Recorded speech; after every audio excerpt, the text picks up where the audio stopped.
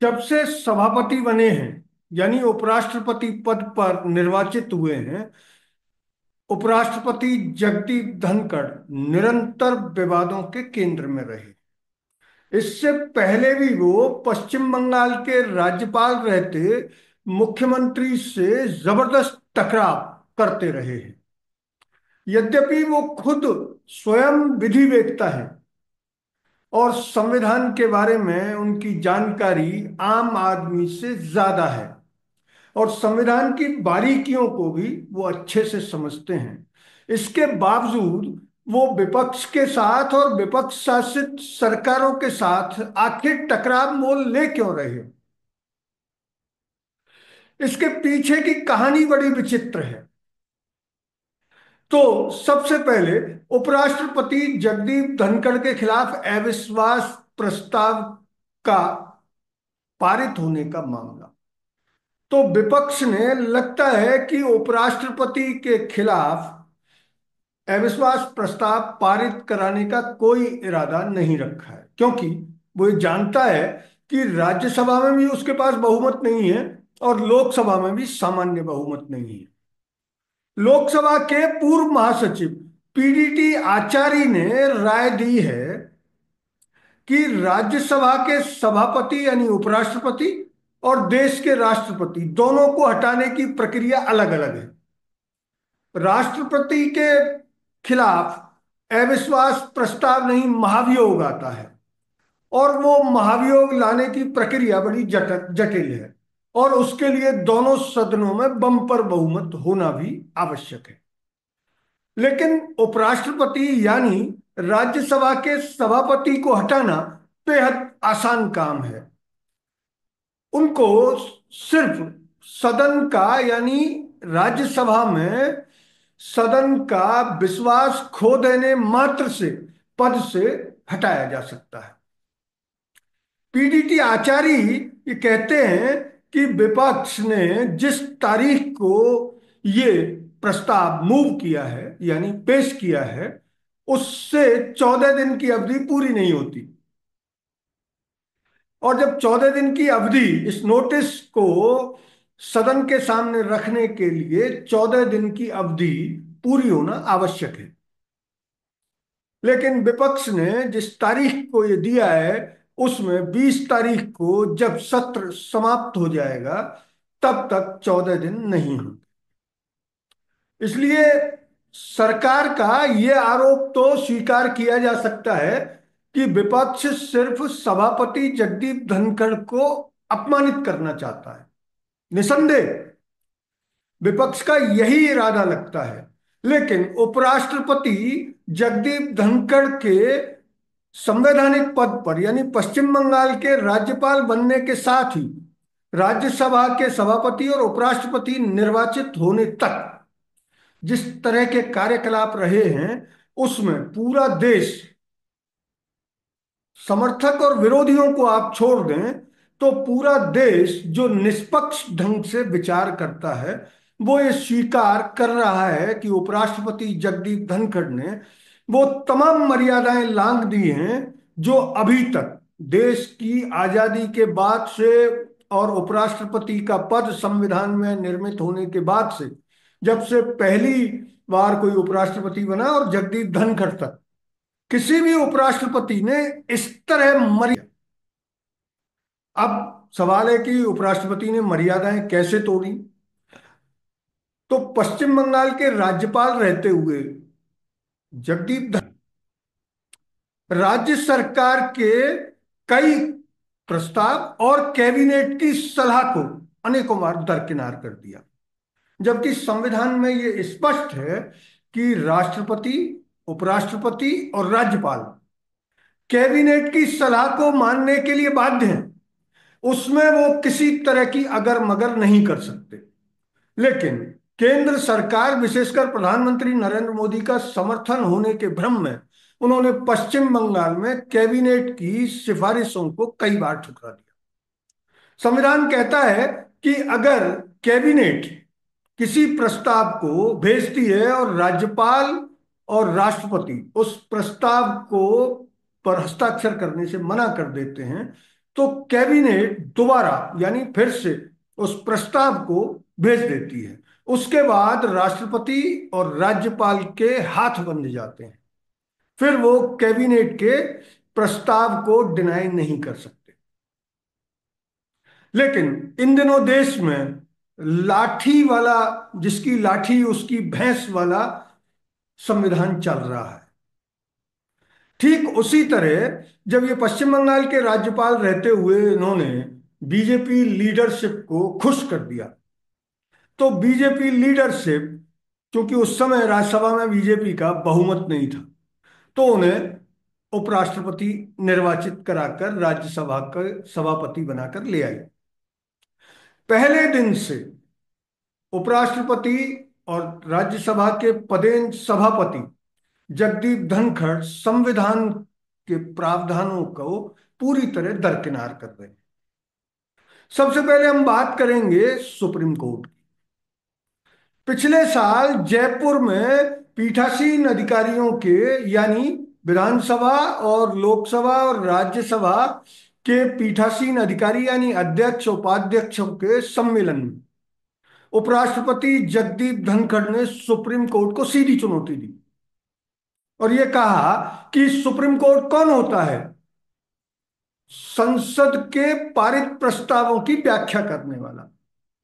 संभवतः उपराष्ट्रपति जगदीप धनखड़ जिस संविधान की शपथ लेकर उपराष्ट्रपति बने हैं, उस संविधान को ही वो रद्दी की टोकरी में डालना चाहते हैं, क्योंकि सुप्रीम कोर्ट को संसद में पारित कानूनों की व्याख्या करने का अधिकार उसी संविधान ने दिया है जिस संविधान के तहत निर्वाचित होकर और शपथ लेकर, उसी संविधान की शपथ लेकर वो आज राज्यसभा के सभापति की कुर्सी पर बैठे। राज्यसभा में उन मर्यादाओं को भी खत्म कर रहे हैं जो लोकसभा, राज्यसभा और राज्यों की विधानसभाओं में आज तक कायम थी। विधानसभा, राज्यसभा और लोकसभा में ये मर्यादा है कि जब कभी सदन में कोई भी मामले पर चर्चा हो रही है तो सदन के नेता यानी प्रधानमंत्री, लोकसभा में प्रधानमंत्री और राज्यसभा में सदन के नेता उनके कोई सीनियर मिनिस्टर जब खड़े हो जाते हैं तो तमाम सदस्य अपनी सीटों पर बैठ जाते हैं। ये मर्यादा है क्योंकि वो सदन के नेता हैं और वो जो बोलना चाहते हैं उसको बोलने देने की फ्री स्पीच की छूट उनको इस मर्यादा के तहत मिलती है। ठीक यही मर्यादा विपक्ष के नेता के लिए है। पिछले 2 कार्यकाल में मोदी सरकार ने विपक्ष का दर्जा जनता की हिकारत की वजह से, जनता ने बहुमत नहीं दिया या 10% सीटें नहीं दी, तो उन्होंने विपक्ष के नेता का मान्यता प्राप्त पद समाप्त कर दिया। वो माना भी जा सकता है कि जब जनता ने किसी को 55 सीटें दी नहीं तो विपक्ष का नेता कैसा।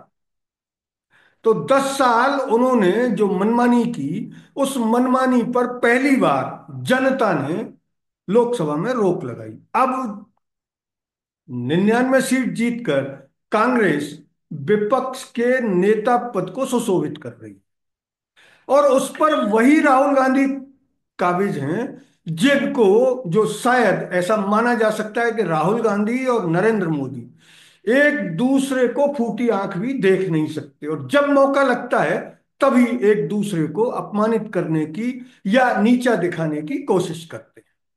दोनों ही पक्ष, राहुल गांधी और प्रधानमंत्री नरेंद्र मोदी, इस मामले में बराबर के स्तर पर खड़े हैं।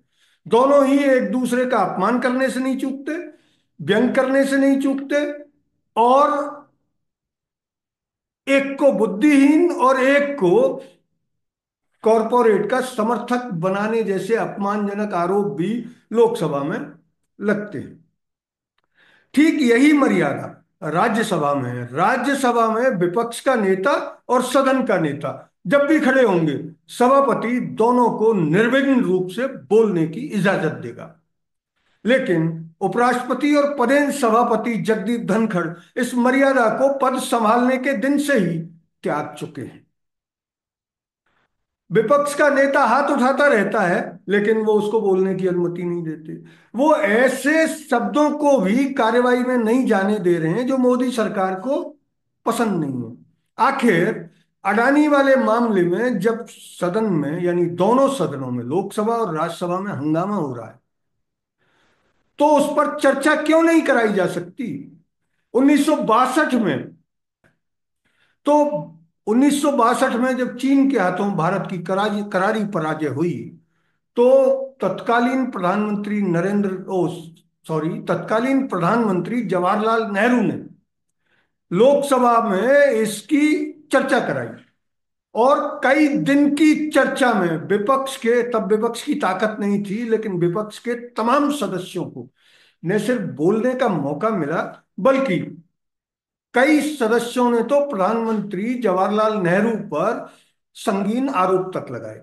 लेकिन वो पूरा मामला कोई भी व्यक्ति संसद की कार्यवाही की आरटीआई से जानकारी लेकर पढ़ सकता है कि व्यंग्यवान आरोप प्रत्यारोप के बावजूद भी तत्कालीन प्रधानमंत्री जवाहरलाल नेहरू न सिर्फ लोकसभा में पूरे समय मौजूद रहे, बल्कि उन्होंने चर्चा को स्वस्थ माहौल में होने भी दिया। तो आखिर अडानी अंबानी वाले मामले में जब लोकसभा में हंगामा हो रहा है, राज्यसभा में विपक्ष इस पर बोलना चाहता है, तो एक दिन चर्चा कराने में क्या जा रहा है? चर्चा कराने से प्रधानमंत्री नरेंद्र मोदी पर कोई दाग नहीं लग जाएगा। लेकिन वो जब चर्चा नहीं होने दे रहे हैं, तो निष्पक्ष लोग ये मानते हैं कि इसमें अंदर खाने कुछ न कुछ गड़बड़ तो है।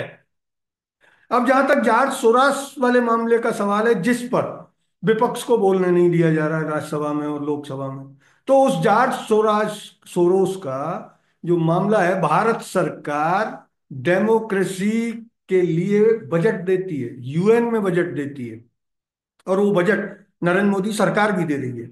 आखिर जब सोरोस को ये बजट दिया जा रहा है, तो फिर विपक्ष पर उसको बेईमान साबित करके नरेंद्र मोदी क्या हासिल कर लेंगे? शायद नहीं। लेकिन अब बात फिर आ जाती है राज्यसभा के सभापति जगदीप धनखड़ पर।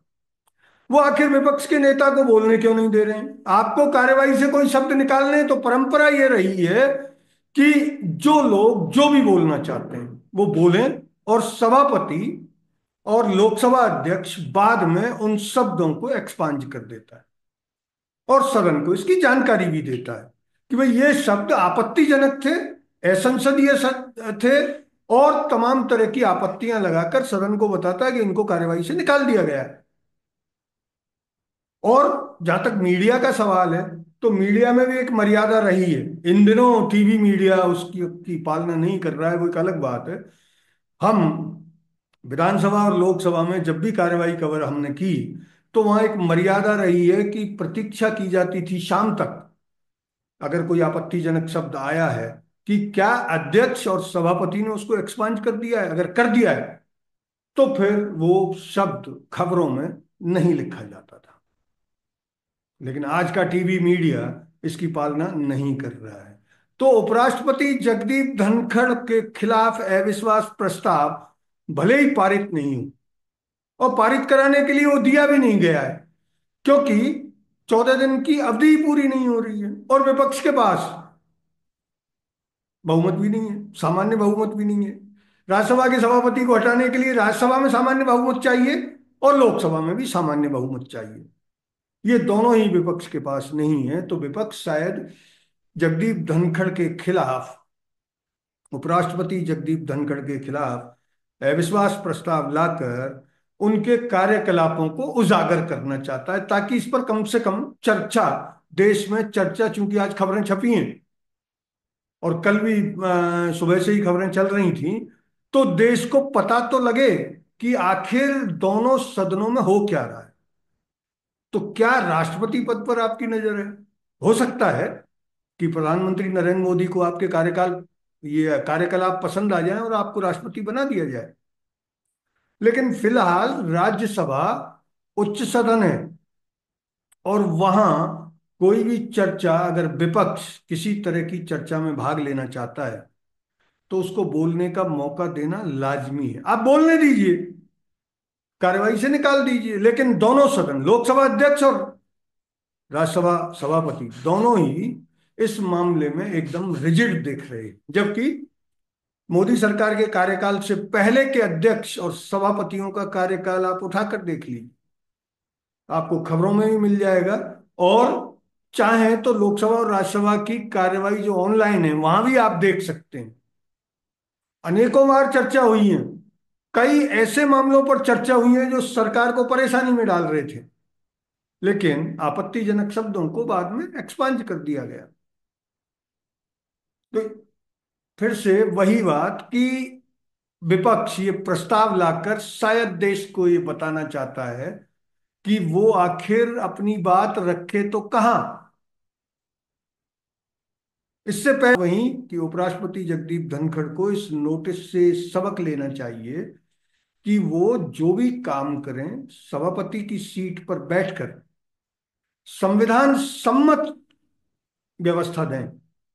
उससे वो विपक्ष की नजरों में भी सम्मानित होंगे और देश की जनता भी उन्हें उसी सम्मान से देखेगी जिस सम्मान से एक जमाने में राजस्थान में उनके एडवोकेट रहते हुए उन्हें जो सम्मान मिलता था। अगर ये वीडियो आपको पसंद है, अच्छा लगा, तो इसे लाइक करें, शेयर करें और हाँ, हिंदी हेडलाइन को सब्सक्राइब जरूर करें। धन्यवाद। जय हिंद।